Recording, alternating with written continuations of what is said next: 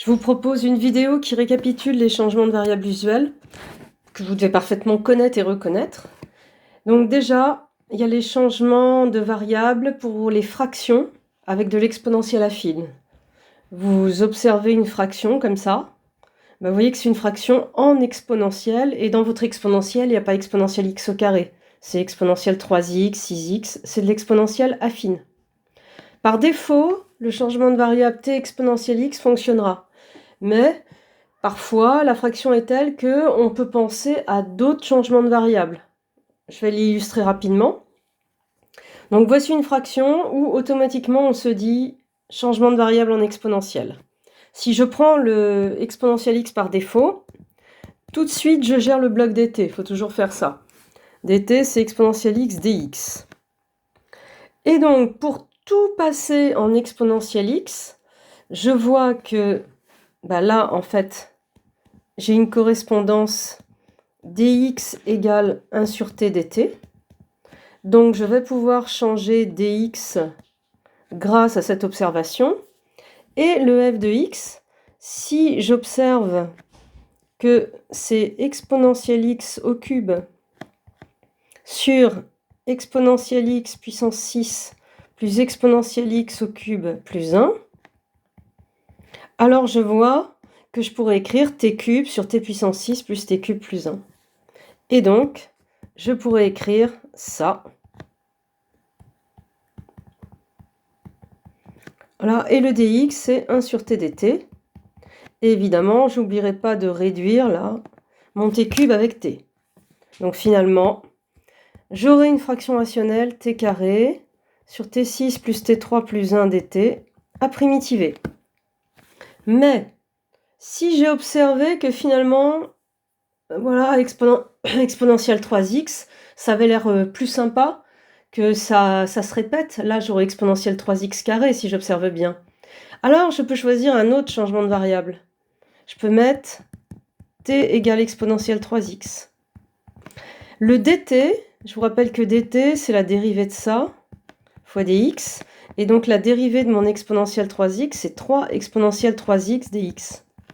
J'obtiens donc un lien entre dx et dt. C'est que dx, avec ce changement de variable, c'est 1 sur 3t dt. Et donc, quand je veux primitiver f de x dx en passant tout à la variable t, il suffit que j'observe que mon f de x, c'est bien sûr exponentielle 3x, ça c'est bien. Je peux remplacer par t. Et le 6x, je peux dire que c'est exponentielle 3x carré plus exponentielle 3x plus 1. Et donc, si je fais cette observation-là, je peux tout passer en t et j'obtiens t sur t carré plus t plus 1 fois 1 sur 3t dt. Je réduis. Et donc, ce que j'obtiens, vous voyez, c'est quelque chose de beaucoup plus simple à primitiver. C'est une fraction rationnelle qui est un élément simple de seconde espèce. Vous savez faire, il faut poser u égale t plus 1 demi en changement de variable. Bien plus facile à gérer que celle-là. Donc voilà, changement de variable en exponentielle, par défaut exponentielle x, mais ça vaut le coup d'observer et d'en faire des plus judicieux. Deuxième exemple, les fractions rationnelles en cos, sin ou tangente, et un mélange de tout ça. Alors, il y a différents changements de variables possibles, cos x, sinus x, tan x, ou tan x sur 2, qui est toujours possible à condition de le faire sur un intervalle où c'est défini. Pour se repérer parmi ces changements de variables, ils ne sont pas tous possibles.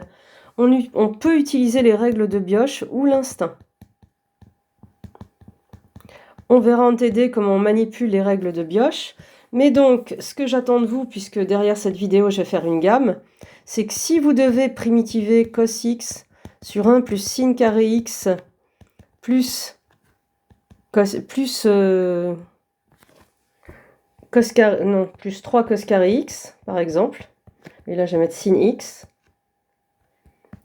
eh bien, vous savez qu'il y a un changement de variable à faire, qu'on peut utiliser Bioch pour savoir si c'est cos ou sin. Éventuellement tangente, il faudra faire attention au domaine de définition, et sinon, on posera tan x sur 2 sur un intervalle qui va bien. Troisième changement de variable usuel, les fractions avec un radical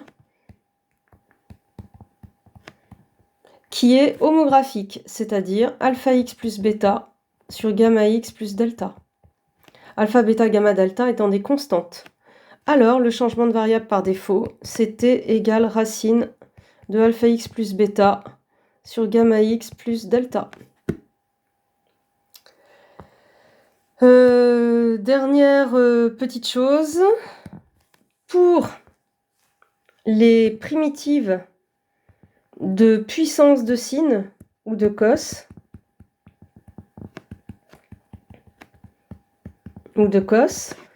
ça peut être un changement de variable, ça dépend de l'exposant, mais ça peut être aussi de la linéarisation. Linéarisation